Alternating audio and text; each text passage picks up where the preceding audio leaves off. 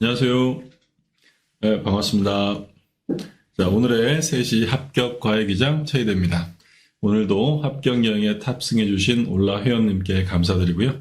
오늘의 목적지는 테마 22번 점유입니다. 목적지까지 안전하고 편안한 합격 여행이 되도록 최선을 다하겠습니다.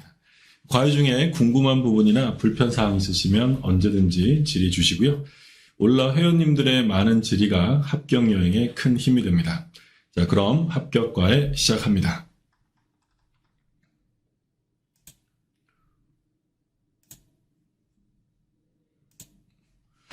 자, 안녕하세요. 네, 반갑습니다. 네, 우가고님 오셨네요. 이자벨님 안녕하세요. 백원님 반갑습니다. 네, 언노님 오셨네요. 예, 반갑고요. 초루박님 안녕하세요. 테리님 반갑습니다. 자, 오늘은 이제 그 공부할 내용이 점유 파트예요. 점유. 이 점유는 이제 크게 두 가지로 점유의 일반적인 내용이랑 점유자와 회복자 관계, 이렇게 이제 내용을 볼 거예요. 자, 그러면 내용 들어가면, 그러니까 거의 매년 기출되다시피 하고 있고요. 점유의 의의부터 나옵니다. 그러니까 이제 오늘은 그 점유자 회복자 관계, 그 전까지 다 본다고 생각하시면 되고요. 그러니까 먼저 점유의 개념이라는 게 나오죠. 점유의 개념. 점유라는 건 뭘 해야 인정하는 거냐? 물건을 뭐 하면 된다 그랬어요? 물건을 사실상 지배하면. 물건을 사실상 지배하면 인정하는 거죠.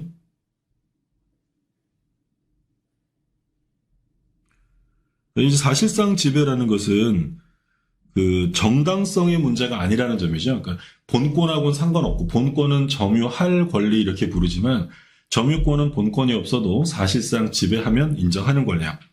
그럼 사실상 지배라는 개념이 나와 있죠. 이건 시험에 나올 내용은 아니니까 2번은 참고로 보시고, 그러면 2번에 보시면 건물 부지에 대한 점유를 누구에게 인정할 것이냐라는 문제가 나와요. 그럼 동그라미 1번 보시면 건물의 괄호는 특별한 사정이 없는 한 건물 부지에 대한 점유가 인정된다. 그러니까 부지의 점유권은 누구한테 인정한다 그랬어요? 건물의 소유자죠. 소유자는 현실적으로 건물을 점거하고 있지 않다 하더라도 부지의 점유권을 인정해준다라고 했어요. 근데 2번에 보시면 건물의 소유자가 아닌 사람, 예를 들어 임차인 같은 사람, 이런 사람들은 실제로 건물을 점유해도 부지 점유자로서는 인정될 수 없다라고 했어요. 그럼 우리가 조심해야 되는 건 그 부지 점유권은 건물 소유자에게 인정이 되고요. 또 누구한테도 인정이 된다고 했냐면 소유자는 아니지만 소유자처럼 처분할 수 있는 사람 누가 있었냐면 미등기 양수인, 미등기 매수인에게도 인정을 해줍니다. 그래서 다음 페이지 아마 나올걸요. 3번 보시면 미등기 건물을 양수하여 건물에 대한 사실상 처분권을 보유한 양수인. 얘가 이제 미등기 양수인이죠. 미등기 양수인 또는 미등기 매수인. 미등기 양수인도 소유자는 아니지만 부지의 점유가 인정됩니다. 그래서 우리가 이런 거 봤었잖아요. 예를 들어서 그 물권적 청구할 때 갑이 땅 주인인데 을이 무단으로 건물을 신축을 했어요. 그러면 건물의 소유자는 을인데 토지 이용권이 없으니까 갑이 을에게 철거 및 그리고 뭘 구한다 해서 대지인도. 그러니까 인도 청구는 점유자에게 하는 거죠. 그러니까 지금 이 부지의 점유권은 누구한테 있는 거예요? 요 건물 소유자에게 있는 거야. 근데 만약에 을이 이거를 병한테 임대차 해줬대요. 그럼 임차인이 지금 이 건물을 사용하고 있죠? 그래도 얘는 부지 점유자가 아닙니다. 부지 점유권은 소유자한테 있는 거니까 따라서 요 갑에게 철거 청구도 할 수 없고 대지인도 청구도 할 수 없는 거야. 왜? 임차인은 부지 점유자가 아니니까. 그런데 만약에 을이요, 이거를 예를 들어 정에게 팔았는데 등기는 안 해줬대. 그럼 얘가 미등기 매수인이죠. 그럼 미등기 매수인도 처분권이 있는 사람이고 얘도 부지의 점유권이 인정되는 거야. 그럼 얘한테도 철거 및 뭘 구할 수 있다. 대지의 인도를 청구할 수 있는 거야. 그래서 부지 점유자는 기본적으로 소유자고 소유자가 아니라 하더라도 미등기 매수인도 부지 점유권은 인정이 된다. 그 점 주의하시면 되고. 자, 그 다음에 볼게요. 등기와 점유 이렇게 나오네요. 등기와 점유.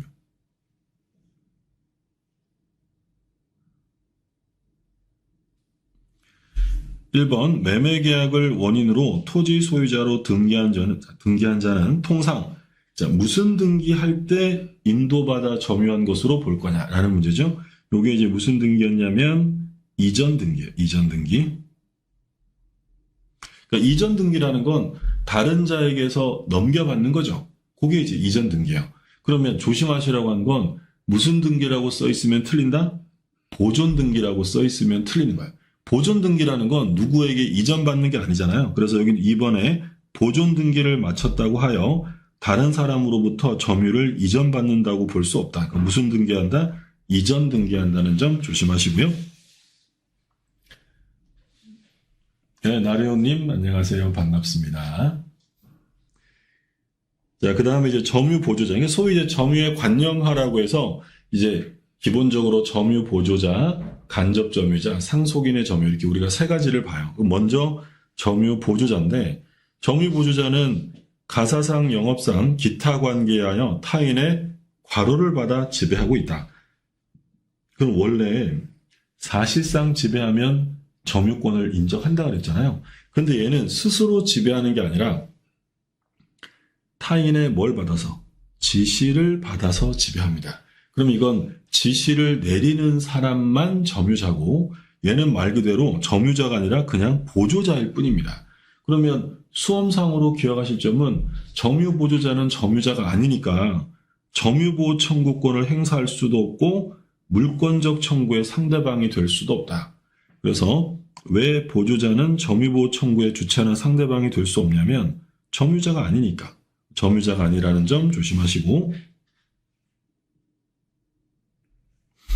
그 다음에 예외적으로 자력구제는 인정이 되는데 얘는 시험에 거의 나온 적 없으니까 참고로 보시면 되겠고요. 자, 그 다음에 이제 간접점유자. 그러니까 세 가지 중에서는 아무래도 간접점유가 제일 이제 중요한 부분인데 자, 간접점유 보세요. 네, 이상님 안녕하세요. 반갑습니다. 홍명숙님 오셨네요. 네, 반갑고요. 자, 간접점유가 나옵니다. 지상권, 전세권, 질권, 사용대차, 임대차, 임치, 기타의 관계로 타인으로 하여금 물건을 점유하게 한 자. 얘가 간접점유자죠. 그러면 요 지상권, 전세권, 질권, 사용대차, 임대차, 임치 이 관계를 우리 뭐라고 불러요? 이 관계를 간접점유가 성립하기 위해서는 점유를 연결해주는 법률관계. 요게 이제 우리 소위 점유 매개관계라고 불렀죠. 점유 매개관계. 그러니까 간접점유가 인정되려면 점유 매개관계가 있어야 돼요. 매개관계가 있으면 간접점유가 인정되는데 근데 이 매개관계는 꼭 유효해야 되느냐라고 물으면 반드시 유효할 필요 없다 그랬죠. 그리고 매개관계는 하나만 있어야 돼요. 여러 개 있을 수도 있어요. 여러 개 있을 수도 있죠. 그렇죠? 네, 럼님, 백원님 매개관계 맞습니다. 이 점유 매개관계는 반드시 유효할 필요 없습니다. 반드시 유효할 필요 없고요. 그리고 매개관계는 하나만 있어야 되는 게 아니라 중첩적으로 존재할 수도 있죠. 단일하게 존재할 필요 없고 여러 개 있을 수 있다. 그래서 우리 시험에 요게 나왔죠. 갑이 을로부터 임차한 건물. 그러면 갑이 임차인이고 을은 임대인. 얘가 간접점유자죠. 근데 얘가 동의 없이 병에게 전대했어요. 그러면 간접점유자는 이제 두 사람이죠. 갑, 을, 매개관계가 두 개죠. 임대차나 전대차나 이렇게 되어 있고 그리고 매개관계는 반드시 적법유효할 필요가 없기 때문에 동의를 얻지 않았다 하더라도 매개관계가 부정되는 건 아니야. 둘 다 존재하는 거고요. 3번은 매개관계는 이런 계약뿐만 아니라 법률 규정으로도 만들어질 수 있다. 읽어보시고 자 그러면 간접점유자는 점유자죠. 아까 뭐랑 비교하셔야 돼요? 점유 보조자는 점유자가 아니지만 간접점유자는 점유자에 해당이 돼요. 따라서 얘는 뭘 행사할 수 있다? 점유자니까. 아까 위에서 나왔던 점유 보호 청구권을 점유 보호 청구권을 행사할 수도 있고요. 그리고 상대방이 될 수도 있다. 그러니까 우리가 공부할 때 항상 점유자라고 하면 직접 점유자뿐만 아니라 항상 간접 점유자가 포함된다라고 생각하시라고 했어요. 자, 그 다음에 이제 자주점유와 타주점유. 그러니까 일단 자주점유와 타주점유를 구별하는 실익. 그리고 왜 구별하냐면 자주점유를 요건으로 하는 게 우리 시험법에서 3개 나와요. 3개. 자주냐 타주냐를 구별하는 게 세 가지가 나오는데 가장 첫 번째로 단순한 건 무주물 선점이죠. 먼저 찜해서 소유자가 되려면 소유의 의사가 있어야 한다라고 요구하고 있고요. 그리고 무주물 선점은 부동산은 안 돼요. 무주의 부동산은 전부 다 국유니까 무주의 동산만 선점의 대상이 되죠. 그리고 제일 중요한 게 뭐예요? 취득시효지, 취득시효. 취득시효는 반드시 자주점유, 소유의 의사가 있어야 되고 또 하나 보면 점유자의 회복자의 책임이 있어요. 우리 이제 다음 주에 공부할 텐데 현존이익, 전부 배상이 아니라 현존이익만 배상하면 되는 사람이 있는데 얘는 선의뿐만 아니라 뭐까지 충족해야 되냐면 자주점유, 소유의 의사까지 있어야 돼요. 그러니까 아무리 선의점유자라도 자주점유가 아니라 타주점유면 이때는 모든 손해를 배상해야 돼요. 그래서 자주와 타주를 구별하는 건 세 가지. 무주물 선점, 취득시효, 현존이익 배상. 이 세 가지는 자주점유가 필요합니다. 자, 그러면 개념을 봅니다. 그러니까 소유 의사가 있으면 자주고 없으면 타주인 거예요. 그럼 2번 자주인지 타주인지 여부는 점유자의 과로에 의해서 결정되는 것이 아니라 점유 취득의 원인이 된 권원의 성질에 의해서 외형적 과로로 결정돼야 한다. 이건 굉장히 중요한 개념이죠. 그러니까 점유가 자주냐 타주냐는 것은 점유자가 어떤 마음을 가지고 있느냐가 중요한 게 아니에요. 그래서 만약에 자주냐 타주냐는 점유자의 내심의 의사에 따라 구별한다면 틀려요. 점유자의 내심의 의사로 결정되는 것이 아니라 점유 취득의 원인이 된 권원의 성질에 의해서 외형적, 객관적으로 판단합니다. 외형적, 객관적. 그래서 우리 그런 얘기 했잖아요. 예를 들어 제가 임차인이에요. 임차인이면 객관적으로, 외형적, 객관적으로 자주가 아니라 타주겠지. 소유사가 없잖아요. 근데 제가 뭐라 그랬냐면 나 임차인 맞는데 나는 마음속으로 가질 생각이었어 라고 하면 자주로 인정이 되겠어요? 안 된다고. 그러니까 이건 점유자가 어떤 마음이었느냐가 중요한 것이 아니라 그 사람이 가지고 있는 권한을 볼 때 외형적, 객관적으로 판단을 해야 한다는 거야. 그 얘기고. 죄송합니다. 자, 그러면 동그라미 3번. 3번 판단 시점은 점유 개시 당시를 기준으로. 그러니까 점유는 점유 개시 시. 이때가 항상 기본적으로 기준이 되는 거죠. 따라서 부동산을 매수하여 점유를 개시했는데 매매가 무효인 것을 언제 알았다는 거예요? 점유 개시 시가 아니라 결국 이후에 나중에 알게 된 거죠. 나중에 알게 된 건 상관없어요. 그건 타주로 바뀌지 않습니다. 근데 만약에 매매 계약을 했으면 기본적으로 자주점유일 텐데 매매 계약이 체결될 당시에 무효인 걸 알면서도 매매를 했다면 자주는 깨진다라는 게 판례였어요. 근데 나중에 알게 된 건 상관없습니다. 자, 그 다음에 자주의 추정. 불분명하면 자주로 추정하는 거죠. 이건 우리가 민법 제197조 1항에서 점유자에게 인정되는 게 4가지가 인정돼요. 점유하고 있으면 일단 197조 1항에서 소유의 의사가 있음이 추정되고 그리고 선의, 평원, 공연. 소유의 의사, 선의, 평원, 공연은 일단 가만히 있어도 인정되는 거야. 그럼 자기가 입증할 필요가 없죠. 그럼 조심하실 점. 점유하고 있으면 추정되지 않는 거 있었어요. 매우 중요한데 점유하고 있으면 뭐는 추정 안 된다 그랬죠? 가만히 있어도 인정 안 해주는 거. 추정 안 되는 건 무과실이지. 무과실은 추정 안 돼요. 무과실은 추정되지 않기 때문에 점유자가 스스로 입증을 해야 돼요. 스스로. 네, 그 얘기고. 그래서 지금 그렇죠. 럼님 무과실 맞히셨고요. 점유자가 스스로 권원 성질에 의해 자주점유임을 입증할 책임이 없어요. 왜? 가만히 있어도 인정되는 거니까. 타주를 주장하는 사람이 자주를 깨뜨려야 한다라는 얘기죠. 자, 그 다음 2번. 과로가 스스로 매매 등과 같은 자주점유 권한을 주장했어요. 과로가 주장을 했어. 근데 인정이 안 된 거야. 그러면 이게 타주로 바뀔 것이냐라는 문제인데 안 바뀐대요. 그러면 여기서 누가 주장한 거냐가 핵심이라 그랬죠. 누가 주장했다가 졌을 때는 안 바뀐다고 그랬냐면 점유자냐 소유자냐 누구겠어요? 점유자.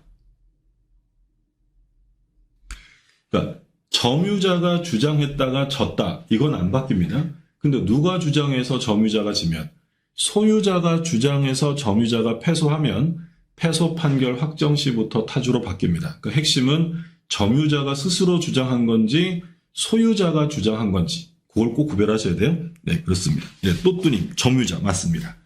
점유자가 주장했을 때 바뀌지 않는다. 뒤에 또 한 번 나올 거예요. 이건 중요한 거라서. 그 다음에 3번 보세요. 자주점유인 경우 매수인이 착오로 인접토지 괄호를 그가 매수한 토지의 일부로 믿고 점유했다. 그러니까 얘가 땅을 샀는데 경계선을 착오한 거야. 그럼 경계선을 착오하고 얼만큼을 점유해야 자주라고 그랬죠. 자주점유를 보는 거니까. 자주점유니까. 여기서 이것도 중요한 판례죠. 일부. 그렇죠. 럼님 일부예요. 그럼 일부랑 우리가 비교해서 착오로 일부를 점유하면 자주로 인정하는데 일부가 아니라 어느 정도까지 가면 상당 면적, 상당 부분이라고 나와 있으면 자주는 깨지는 거야. 그럼 그 밑에 4번에 보세요. 타주점유. 타주점유 보시면 직접 점유자 이렇게 나와 있고 요 4번 볼까요? 4번 있네요. 매매 대상 토지의 실제 면적이 공부상 면적을 어떻게 초과했대? 상당히 초과했다. 상당 면적이요. 그러면 이렇게 되면 요건 자주가 아니라 타주다. 꼭 구별하세요. 일부냐 상당이냐 그 단어로 구별하시면 돼요. 그러니까 지금 땅이 이렇게 돼 있는데 이게 경계선이에요. 그러니까 경계선을 착오해서 어떤 애가 요 일부 요만큼만 더 점유했대. 그러면 요 부분은 자주점유로 인정해준다는 거야. 근데 이 정도가 아니라 그냥 막 화끈하게 이따만큼 점유했대. 그럼 요건 상당 부분이에요. 그럼 상당 부분은 자주가 아니라 타주다라는 점 구별해 두시고. 그 다음에 2번. 부동산을 매수하여 점유하는 자는 후에 매도인에게 처분 권한이 없다는 걸 알게 되었다 하더라도 자주점유. 자, 여기서 제일 중요한 말은 뭘까요? 제일 중요한 말. 2번 요 문장에서 제일 중요한 말을 한번 찾아보세요.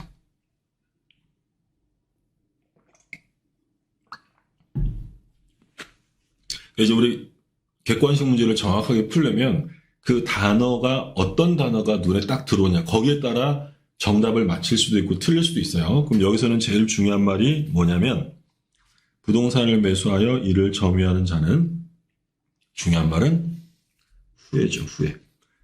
후에 처분 권한이 없다는 걸 알게 되었어도 타주로 바뀌지 않아요. 그럼 만약에 매수할 당시에 매도인에게 처분 권한이 없다는 걸 그때 알면서도 샀다면 자주는 깨집니다. 근데 나중에 알게 된 건 상관없어요. 물론 매수도 중요하죠. 매수도 중요해. 왜 매수가 중요하냐면 매매를 했다면 객관적으로 소유할 의사가 있는 거잖아요. 그러니까 매매가 무효든 처분 권한이 없는 사에게 매수했든 매수하면 일단 자주예요. 그런데 우리 판례는 매수할 당시에 계약이 무효인 걸 알면서 매수했다든지 아니면 매도인에게 처분권이 없다는 걸 알고 매수하면 자주는 깨집니다. 그런데 이건 지금 알았잖아요. 알았어도 언제 알았다는 거야? 계약한 후에. 계약 당시가 아니라 나중에 알게 된 건 아무 상관없다 그랬어요. 중요한 건 후라는 말이 중요하고. 3번 등기를 수반하지 아니한 점유가 발휘. 등기하고는 상관없죠. 자주하고 타주. 등기와 상관없이 점유했다고 해서 그게 타주가 되는 건 아닙니다. 등기는 뭐 자주 타주의 구별 기준이 아니라고. 그 다음에 4번 취득 시효가 완성된 후 점유자가 그 등기 명의 소유자에게 부동산의 매수를 제의했다. 자, 여기서 중요한 말은 뭐예요? 매수제의. 돈 내고 샀다. 이건 중요한 게 이제 취득 시효 이익의 폭인데 매수 돈 내고 사겠다고 제의했다고 해서 취득 시효 이익을 포기한 것으로 볼 수 없다는 게 판례였어요. 우리가 취득 시효에 봤던 내용이죠. 취득 시효를 완성한 사람이 매수를 제의하는 건 분쟁을 줄이기 위해서 허다하게 벌어지는 일이지 요거를 시효이익 포기로 볼 수 없고요. 이게 타주로 전환되는 것도 아니다라는 게 판례예요. 맞고. 자, 그다음 5번. 괄호가 등기 명의자를 상대로, 소유자를 상대로 소송을 제기했는데 졌어요. 그러면 타주로 바뀌는 건 아니다. 누가 소송 제기했어요? 졌다. 소송에서 졌는데 타주로 바뀌는 거 아니래. 그럼 누가 주장한 걸까요? 아까 나왔던 거죠? 이건 핵심이 누가 주장했느냐가 제일 중요해요. 졌는데도 타주로 안 바뀌는 건 점유자죠. 만약에 소유자가 소송했다가 점유자가 졌어요. 그러면 패소 판결 확정 시부터 타주로 바뀝니다. 근데 점유자가 스스로 주장했다가 졌다. 이걸로 바뀌는 건 아니다라는 점 꼭 기억하셔야 돼요. 점유자. 이거 위에서도 한번 나왔던 거죠. 점유자. 2번이랑 같은 개념으로 이해하시면 돼요. 2번과 5번. 점유자. 그렇습니다. 자, 그 다음에 타주점유. 직접 점유자. 직접 점유자면 대표적으로 임차인, 전세권자 이런 사람이죠. 걔는 소유사가 없고, 명의 신탁에서 수탁자. 얘는 이름만 자기 이름으로 빌려주고 보관하는 사람이니까 수탁자고, 타주고요. 그 다음에 3번도 가끔 나오죠. 분묘기지권. 분묘기지권은 그 땅의 소유권을 취득하는 게 아니라 분묘주의의 터를 이용하는 권리죠. 이건 소유의 의사가 없는 타주점유가 되고요. 그 다음에 3번 처분 권한이 없는 자로부터 그 사실을 괄호 부동산을 취득했다. 또 무효인 걸 알면서 취득했다. 같은 말 들어가야죠. 뭐가 들어가면 되겠어요? 알면서. 아까 나온 것처럼 일단 매매를 하면 그게 무효든 처분권이 없든 상관없이 자주해요. 객관적으로. 근데 지금 보시는 것처럼 처분권이 없다는 걸 알면서 매수했다. 또는 무효인 걸 알면서 매수했다. 이런 말 나오면 자주는 깨집니다. 그리고 악의의 무단점유. 남의 것임을 알면서 무단으로 점거했대요. 그럼 악의의 무단점유는 자주점유 인정 안 합니다. 그 다음에 4번은 보셨고, 자, 5번은 공유 부동산을 공유자 중에 한 사람이 전부를 점유했어요. 그러면 괄호 지분 비율 범위 내에서는 타주자입니다. 그럼 공유자 중에 한 사람이 공유 토지를 전부 점유했어요. 그럼 일단 자기 지분만큼은 자주점유가 될 텐데 다른 공유자의 지분 비율,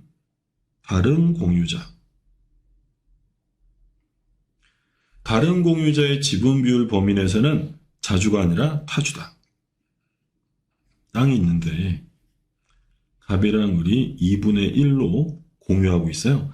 근데 갑이라는 사람이 2분의 1 지분권자인데 이 전체를 얘 혼자 점유했다는 거야. 그러면 자기 지분 범위만큼은 자주죠. 근데 공유자가 남의 지분이 있는 걸 뻔히 알 거 아니에요. 자기도 공유 지분이 있는 사람이니까. 그럼 얘가 다 점유했어도 다른 사람 지분에서는 자주가 아니라 타주. 그러면 갑은 이 공유 토지를 혼자 계속 점유했어도 을에게 지분에 대한 취득쇼를 주장할 수가 없는 거죠. 왜? 을의 지분은 자주가 아니라 타주니까. 그 얘기하는 거고. 그 다음에 6번. 괄호가 점유자를 상대로 소유권을 주장해서 승소했다. 그러면 점유자의 점유는 패소 판결 확정 후부터 타주 점유로 전환된다. 자, 소송에서 점유자가 졌어요. 점유자가 져서 타주로 바뀌는 건 누가 소송을 제기한 거예요? 누가 주장한 거예요? 아까 우리 뭐 봤냐면 점유자가 스스로 주장했다가 졌다. 이걸로 바뀌지 않아요. 근데 누가 주장했을 때는 소유자죠. 소유자가 소송해서 점유자가 패소하면 패소 판결 확정 시부터는 타주로 바뀌게 됩니다. 그렇죠. 소유자. 예, 맞습니다. 백원님, 럼님, 또뚜님, 예, 다 정답입니다. 소유자가 제기한 소송이에요. SJK님도 맞췄습니다. 반갑습니다. 자, 그 다음에 전환의 문제. 이 전환이라는 건 자주가 타주로 바뀔 수도 있고요. 반대로 타주가 자주로 바뀔 수도 있어요. 그럼 먼저 뭐가 나왔어요? 타주에서 자주로 전환. 예, 철호박님, 이상님 다 맞춰주셨습니다. 자, 그러면 타주가 자주로 바뀌는 거랑 자주가 타주로 바뀌는 거 두 가지로 나눠서 볼 텐데, 자, 첫 번째 보세요. 타주 점유에서 자주 점유로 전환되기 위해서는 괄호에 의하여 다시 소유의사로 점유하거나, 두 번째, 자기에게 점유시킨 자에게 괄호를 표시하여야 한다. 자, 요게 이제 지금은 타주인데 자주로 바꾸는 방법이에요. 그러면 타주를 자주로 바꾸려면 첫 번째는 제일 기본적인 거죠. 뭘 취득하면 되느냐? 새로운 권한이죠. 돈 내고 샀어요. 매매했다. 그러면 새로운 권한이 생겨서 자주로 바뀌는 거고, 그 다음에 새로운 권한을 취득하거나, 두 번째는 간접 점유자에게 소유의 의사를 표시하면 돼요. 표시가 여기 있네요. 그럼 소유의 의사를 표시하면 된다. 소유할 의사를 표시하면 자주로 전환된다. 둘 중에 하나. 새로운 권한, 매매, 교환, 증여 이런 새로운 권한을 취득하면 되고요. 소유 의사를 표시하거나. 근데 여기서 이제 기억하실 점은 새로운 권한은 말씀드린 것처럼 뭐 매매를 했다, 교환을 했다, 증여를 받았다. 이런 건 당연히 자주점유를 내포하는 새로운 권한이 될 수 있는데 여기에 쓱 묻어가지고 뭐가 들어가면 안 되냐면 상속이 써 있으면 틀립니다.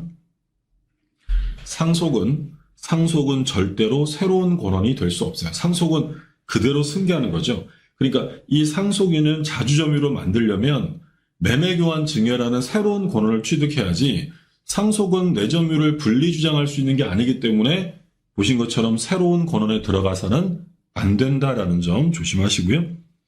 자, 그 다음에 이번에는 이제 자주가 타주로 바뀌는 경우가 있는데 부동산을 매도하여 과로를 지고 있는 매도인의 점유.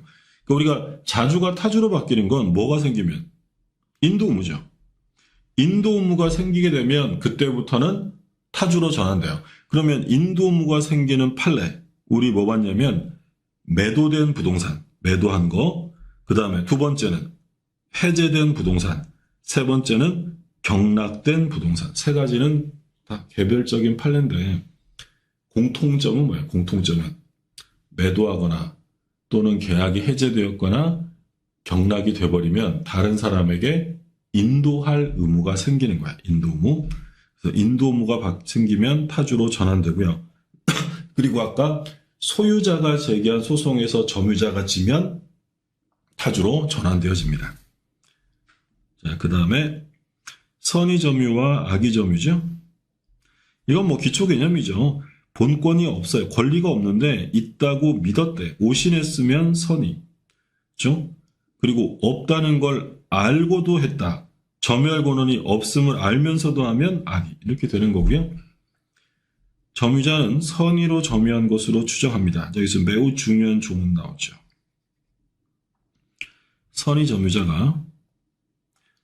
점유자가 본권에 관한 소송에서 졌어요. 본권의 소에서 지면 언제부터 악의 점유자로 바뀌느냐. 얘는 뭐 시험에 굉장히 잘 나오는 애죠. 선의 점유자가 본권의 소에서 패소하면 자, 언제부터 악의로 바뀔까요? 소를 제기한 때부터, 소 제기 시부터, 줄여서 말하면 제소 시부터. 그러니까 여기 뭐라고 써 있으면 안 되는 거야. 패소 판결 확정 시 이러면 안 되는 거야. 패소 판결 확정 시가 아니다. 아까 패소 판결 확정 시에 바뀌는 건 뭐였죠? 소유자가 제기한 소송에서 점유자가 지면 그때 이 점유는 패소 판결 확정 시부터 타주로 바뀌어요. 근데 선의가 악의로 바뀌는 건 패소 판결 시가 아니라 소제기 시. 그러니까 이게 패소 판결 확정 시로 바꿔서 여러 번 출제했어요. 전부 다 소제기 시. 또뚜님, 럼님, SAQ님 잘 맞춰주셨고요. 초로밤님도 맞습니다. 소제기 시부터. 이자벨님 맞습니다. 자, 그 다음에 하자 있는 점유와 하자 없는 점유죠. 하자 있는 건 뭐 안 좋은 거 묶어놓은 거죠. 악의, 폭력, 은비, 뭐 불계속, 강포 이런 것들이고 하자 없는 건 선의, 평온, 공연, 무과실 이런 것들이에요. 자, 그 다음에 점유의 승계와 효과입니다. 특정 승계인데 점유자의 승계인은 자, 첫 번째, 자기만의 점유를 주장할 수 있다. 첫 번째. 두 번째는 전 점유자의 점유를 아울러 주장할 수 있다. 아울러 주장한다는 게 뭐예요? 승계 주장하는 거죠. 승계 주장 가능합니다. 근데 승계 주장할 때는 좋은 것만 승계하면 안 되잖아요. 그러면 모두 하자까지 승계해야 한다. 이건 뭐 법조문 그대로 199조의 규정이죠. 그러니까 만약에 이런 거지. 예를 들어서 갑이 있고 을이 있는데 갑이 10년 점유했고요. 을도 10년 점유했어요. 그러면 을이 주장할 수 있는 건 앞사람의 점유를 승계해서 20년을 주장할 수도 있고 을이 자기 것만 10년을 주장할 수도 있다. 요게 여기까지 내용이에요. 자기 점유를 주장하거나 전 점유자를 승계할 수 있어요. 그런데 뒤에 전 점유자의 점유를 승계 주장할 때는 하자도 승계하래. 그럼 이건 뭐예요? 예를 들어서 갑이라는 사람이 악의로 10년, 을은 선의로 10년 이렇게 했대요. 그러면 을이 20년을 승계 주장을 하려고 한다면 20년 주장하려면 선의의 20년이겠어요? 악의 20년이요. 승계 주장하려면 하자까지 승계해야 된다 그랬죠? 그럼 하자까지 승계한다는 건 모두 승계하라. 악의도. 그러면 20년은 악의의 20년이고 내 것만 분리하면 선의의 10년 이렇게 되겠죠? 하자까지 승계할 것 주의하시고 그리고 이 199조 규정이거든요. 이게 199조. 이 규정은 특정 승계에만 적용되지 포괄 승계에는 적용이 안 돼요. 왜? 그렇죠? 우리가 공부한 것처럼 포괄 승계, 상속 같은 경우에는 나의 점유를 분리 주장할 수 없어요. 근데 이 규정은 분리 주장도 된다고 되어 있기 때문에 요거는 상속과 같은 포괄 승계에는 적용되지 않습니다. 자, 2번 보세요. 전 점유자의 점유가 타주. 전 점유자는 타주고요. 근데 점유의 승계인이 뭘 주장한대? 자기 점유만. 그러면 얘는 자주일까요? 타주일까요? 그러니까 지금 이 그림으로 보면 갑이 타주 점유에서 타주 점유. 타주. 근데 요 을이 승계 주장이 아니라 자기 것만 분리 주장하고 있다. 그러면 을이 요거 분리 주장하고 있으면 요 점유는 자주일까요? 타주일까요? 승계가 아니라 분리 주장하면 내 것만 따로 떼서 주장하는 거죠. 그러면 점유자는 일단 뭘로 인정해준다? 자주죠. 그럼 자주로 추정된다. 그 얘기입니다. 다시 보세요. 전 점유자의 점유가 타주라 해도 점유자의 승계인이 자기 점유를 주장한다. 분리 주장하는 거예요. 자기 점유만. 그러면 일반 원칙에 따라 점유하고 있으면 뭘로 추정한다? 자주로 추정을 받는다라는 얘기죠. 요 판례도 뭐 아직 우리 시험에는 안 나왔는데 다른 시험에 몇 번 나왔던 거니까 주의하시고 상속은 포괄 승계와 같은 상속 생각하시면 되고 상속은 당연히 상속인에게 넘어가요. 사망 사실을 알았느냐 몰랐느냐를 따질 필요도 없습니다. 근데 중요한 건 얘는 분리 주장이 안 되죠. 그래서 우리 판례는 상속인은 피상속인의 점유의 성질과 하자를 떠나서 자기만의 점유를 분리 주장할 수 없어요. 그래서 만약에 돌아가신 분이 타주 점유자였다면 상속받은 애는 분리 주장이 안 돼. 얘는 무조건 타주가 되는 거야. 근데 물론 무조건 타주지만 이거를 자주로 전환시킬 수는 있죠. 그럼 전환시키려면 아까 보셨던 둘 중에 하나. 새로운 권한을 취득하거나 두 번째 소유의 의사를 표시하면 됩니다. 그래서 여기 나온 것처럼 새로운 권한으로 자기 고유의 점유를 시작하면 자기 것만 분리 주장할 수 있다라는 거고요. 자, 그 다음에 점유의 추정적 효력이요. 아까 이거 우리 법조문 197조이랑 중요하다고 한 거죠. 점유자는 소유의사로 선의, 평온, 공연 몇 가지? 4가지 주장합니다. 4가지. 여기에 뭐 들어가면 안 된다고요? 맨 5번에 보시면 무과실은 추정되지 않아요. 그러니까 요 규정이 197조의 랑이 쓱 지문으로 나오면 의식을 하셔야 돼요. 무과실이 들어있냐 안 들어있냐를 꼭 보셔야 돼요. 그러니까 만약에 그거 신경 안 쓰고 그냥 평면적으로 쭉 읽으면 그냥 문장이 자연스러우면 옳은 문장 같거든. 그러니까 예를 들어 점유자는 소유의사로 선의 평온 및 과실 없이 점유한 것으로 추정한다고 써 있어요. 그러면 의식적으로 과실 없이가 눈에 들어와야지. 그게 안 들어오면 그냥 그런가 보다 하고 넘어간단 말이에요. 그러니까 점유의 추정이 나오면 무과실이 들어갔느냐 안 들어가느냐 꼭 확인하셔야 돼요. 들어가면 틀립니다. 그 다음에 2번. 전후 양시에 점유한 사실이 있는 때는 그 점유는 계속한 것으로 추정합니다. 자, 전하고 후하고 두 시점이죠. 전후에 점유한 사실이 인정되면 점유는 계속된 것으로 추정합니다. 이것도 역시 법률 규정, 198조의 규정이죠.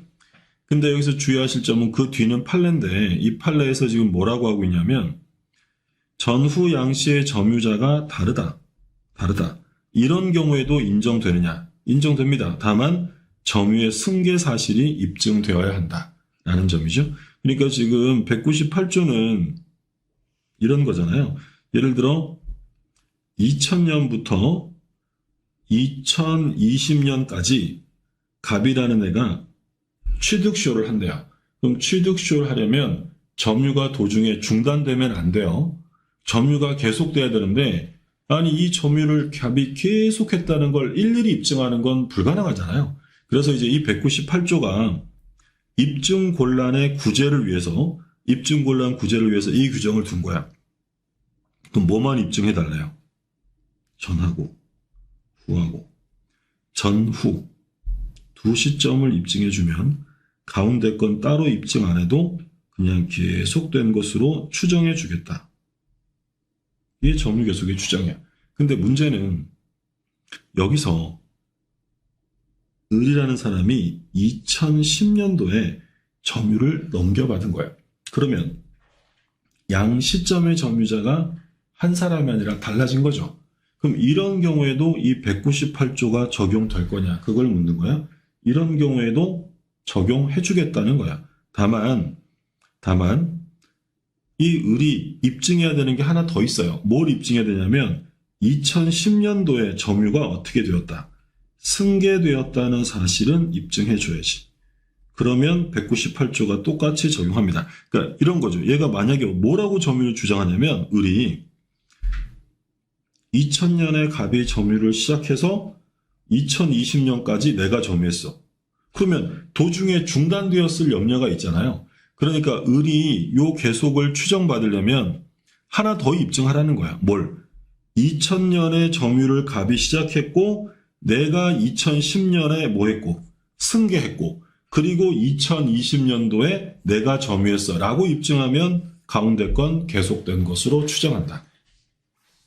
그러니까 시험에 틀리게 나오면 점유 계속의 추정은 양 시점의 점유자가 동일인인 경우에 한하여 적용된다라고 써 있으면 틀려요. 달라도 됩니다. 달라도 돼요.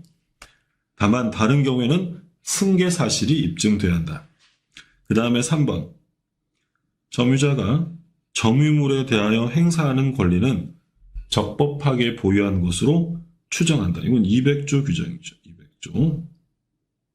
이것도 시험에 여러 번 나왔는데 여기서는 일단 점유하고 있으면 점유물의 권리적법을 추정해 주겠다는 거야. 근데 점유로 공시되는 물건은 뭐예요? 점유로 공시되는 건 동산이죠. 동산. 부동산은 점유가 아니라 등기로 공시됩니다. 그러면 요 200조는 어디에만 적용될 거냐면 동산에만 적용되고 그다음 밑에 거 기억하셔야죠. 밑에 거 보면 이 200조는 부동산 물권에는 적용되지 않습니다. 부동산 물권은 점유가 아니라 어디에? 등기에 추정력을 부여한다는 거죠. 무과실 추정되지 않는다는 점 봤고요. 자, 오늘은 여기까지 이제 이론상으로 내용들을 살펴봤어요. 그러니까 이제 이 점유는 우리가 다음에 보는 점유자 회복자 관계 죄송합니다. 에서는 사례 문제로 또 보겠지만 이건 대체로 법조문과 판례들을 알고 있냐. 사실 이건 단순함기에 가까운 것들이 많아요. 그래서 지금 보신 내용들은 여러 번 좀 읽어 두셔야 되고, 그럼 우리가 오늘 했던 것처럼 잠깐 쉬었다가 질문 하실 내용 있으면 질문 받고 정리하도록 하겠습니다. 10분 정도 쉬었다가 뵐게요.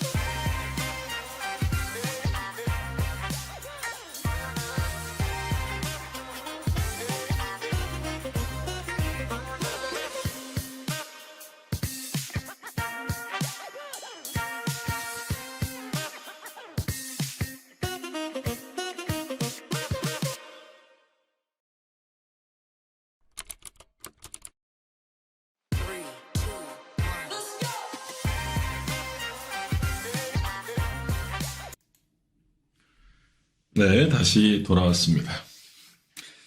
자, 이제 이번 시간에 우리가 늘 했던 것처럼 질문 받고 이제 마무리하도록 할게요.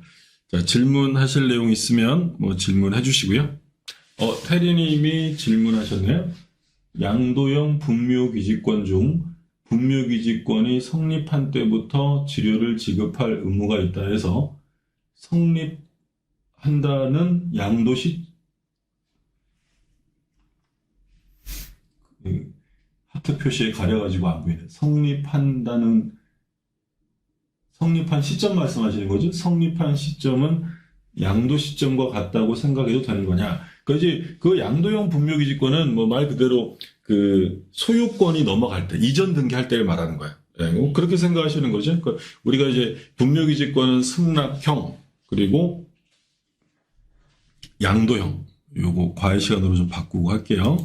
네. 분묘기지권은 기본적으로 이제 승낙형, 양도형, 그리고 취득시효형 이렇게 있잖아요. 그러니까 승낙형은 당사자가 이제 토지 소유자의 승낙을 받고 하는 거고, 두 번째 취득시효형은 이제 20년간 시효 취득하는 거고요. 세 번째 양도형인데, 일단 각각 유의하실 점 잠깐만 말씀드리면, 지료와 관련해서는 첫 번째 승낙형은 당사자의 승낙을 얻은 거니까 그때 약정을 할 거야. 우리 판례에 따르면 그 약정할 때 당사자가 간에 정한 약정한 지료는 분묘기지의 새로운 소유자, 승계인에게도 그 지료 약정은 영향을 미친다. 이거 일단 이게 민법은 아니었고 작년 중개사 시험에 출제가 됐죠. 첫 번째. 그 다음에 두 번째 가장 중요한 게 취득시효형입니다. 취득시효형은 왜 가장 중요하다고 했냐면 원래는 무상이었었는데 판례가 변경되면서 지료 지급을 하는 걸로 바뀌었어요. 근데 바뀌었는데 언제부터 치료를 지급해야 한다고 했냐면 소유자가 치료를 청구한 날부터 소유자가 치료 주세요라고 하면 그때부터고 양도형의 경우에는 언제부터요? 분묘기지권이 성립한 때 그러니까 소유권 이전 등기 될 때 그때를 기준으로 하는 거야. 그때 기준으로 치료를 지급해야 한다라는 게 판례예요. 세 가지 모두 다 구별해서 좀 기억을 해두시면 좋겠고요. 자, 그리고 럼님.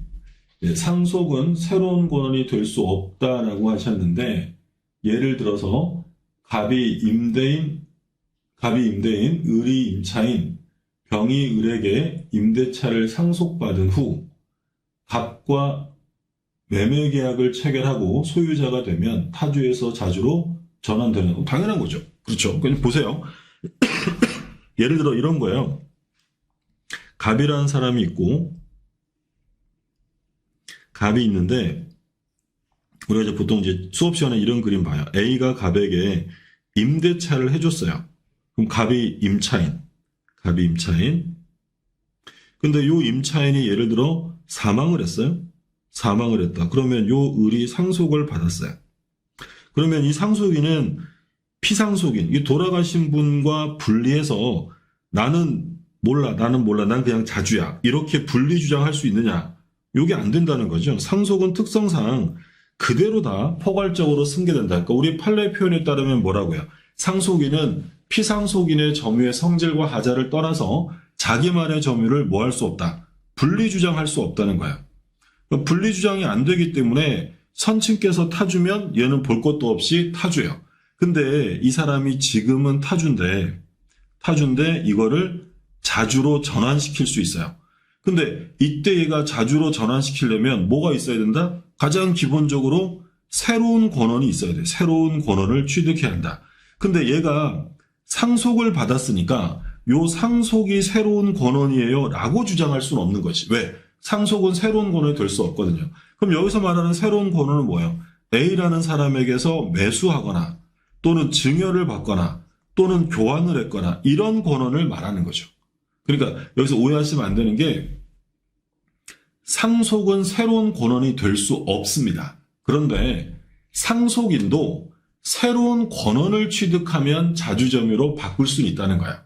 자, 다시 상속이 새로운 권한이 될 수 있느냐? 될 수 없습니다. 그런데 이 상속인은 자기만의 점유를 분리주장할 수 없기 때문에 상속인은 자기가 직접 새로운 권한을 취득해야만 자주점유로 바꿀 수 있다는 거예요. 물론 소유의 의사를 표시하는 경우에도 전환이 인정된다라는 게 판례 입장이죠.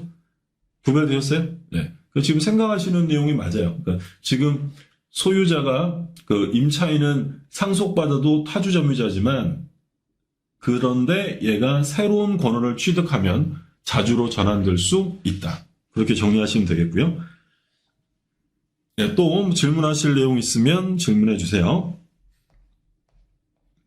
사실 점유편이 쉬운 내용은 아니에요. 이 점유가 사실 굉장히 좀 어떻게 깊이 들어가면 굉장히 복잡하고 어려운 내용인데 근데 우리는 이제 수험상으로 정리하는 거니까 필요한 것들, 수험상으로 필요한 것들만 딱딱 떨어지게 구별하셔야 돼요. 그러니까 아까 우리 하면서도 핵심어들 지적하면서 했잖아요. 그 핵심어가 나왔을 때 묻고자 하는 거. 그러니까 왜냐하면 그 핵심어를 바로 딱 처음에 선택해서 정리를 잘 안 해두면 나중에 시험장에서 시험 보는 시간이 길어질 수밖에 없어요. 그 핵심어에 따라서 결론을 연결짓는 연습들을 좀 여러 번 좀 해두시면 되겠고요. 자, 그렇고 또 질문하실 내용 있으시면 질문해 주시고요. 좀 있으면 이제 3월 달이니까 또 모의고사도 시작되고 할 거 아니에요? 이제 첫 모의고사니까 너무 이렇게 점수에 욕심은 내지 마시고 생각보다 모의고사 같은 게 점수가 생각보다는 잘 안 나오니까 그냥 마음 편하게 내가 시간 안에 문제를 다 푼다 하는 연습을 하시는 걸로 만족하시면 돼요. 점수는 이제 처음부터 안 올라요. 그러니까 나중에 어느 정도 문제풀이 연습을 하셔야 돼요. 그러니까 지금 내용상으로 전체적으로 감이 잡히고 이해가 됐다 하더라도 이게 객관식 문제로 가면 이게 확실하게 모르면 긴가민가 하다가 결국 둘 중에 하나를 찍어. 그럼 둘 중에 하나 찍으면 확률적으로 50% 맞아야 되잖아요. 근데 둘 중에 하나 찍으면 절대 50%가 안 나와요. 그러니까 처음에는 점수가 안 나온다고 이렇게 너무 실망하지 마시고 조금씩 더 하시다 보면 점수도 이제 어느 정도 계속 올라갈 거니까 해두시고. 자, 또 질문 없으세요? 그럼 질문이 없으시면 오늘은 여기까지 그러면 볼게요. 점유에 관한 내용들을 오늘 살펴봤고요. 다음 주에는 이제 점유에서 제일 중요한 게 점유자와 회복자 관계가 제일 중요해요. 그럼 이제 소유권 넘어가겠죠. 소유권에서는 제일 중요한 거 두 가지를 꼽으라면 취득 시효와 공유 두 가지가 제일 중요하죠. 그거 위주로 중점적으로 본다라고 생각하시면 되겠고요. 자, 그러면 오늘은 여기까지 보고요. 다음 주에 민법이 너무너무 어려워요. 또뚜님. 그렇죠. 사실 민법을 단기간 안에 사실 이렇게 본다는 게 쉬운 일이 아니에요. 그러니까 공부하시는 분들이 정말 대단한 거예요. 그러니까 시간도 많지 않은데 그 점수가 어느 정도 그렇게 올라간다는 건 정말 열심히 하신다는 거죠. 근데 제일 중요한 건 민법 점수를 올리려면 깊이 보셔서 점수가 오르는 게 아니고요. 중요한 것들을 반복해서 보셔야 점수가 오릅니다. 그러니까 깊이 있는 공부는 사실 학문을 위한 공부죠. 그러니까 그런 건 나중에 민법이 공부하다 보면 또 이게 워낙 오래된 법이라서 굉장히 좀 논리 정연한 편이에요. 그러다 보면 공부에 재미를 붙이셔가지고 깊이 파는 경우가 있는데 그거는 수험생의 입장에서는 매우 금기시 되는 거야. 공부하는 시간에 비해 점수가 안 나오거든.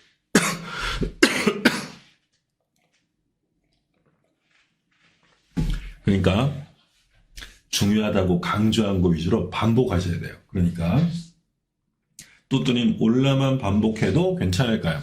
그러니까 이것만 반복해도 어느 정도는 나올 텐데 그래도 우리 요게 세트로 정리되는 거잖아요. 그러니까 지금 우리 요거 들으시면 그 올인원 특강도 같이 들어갈 거고 책도 있으니까 그거는 같이 보시는 게 좋아요. 그러니까 올라 라이브도 보시고 그리고 그 올인원 특강 과목마다 뭐 몇십 강 이렇게 나온 거 있죠. 그거랑 그 교재 반복해서 보신다라고 생각하시면 돼요. 그렇습니다. 그러면 오늘은 여기까지 보고요. 다음 주에 다음 내용 이어서 보도록 하겠습니다. 네, 여러분 오늘도 고생 많으셨습니다. 네, 감사합니다.